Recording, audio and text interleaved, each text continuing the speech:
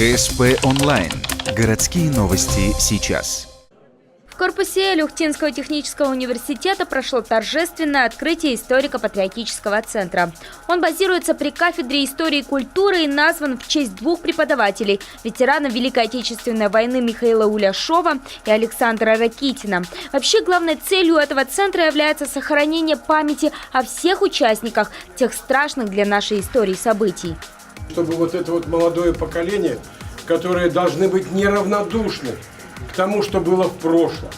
Если мы не будем знать прошлого, ни настоящего, ни будущего нет и не должно быть.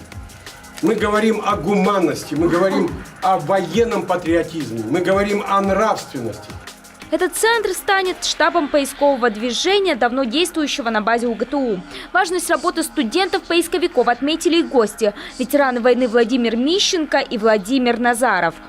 Они совершают гражданский подвиг, сопоставимый с военным. Они помогают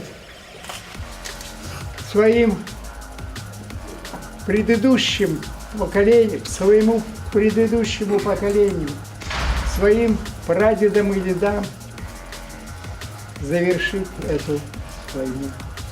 Также в новом центре будет работать постоянная экспозиция с фотографиями тех лет, находками поисковиков и настоящей военной формой. В этом кабинете будут проходить занятия патриотической направленности для школьников и студентов охтинских учебных заведений.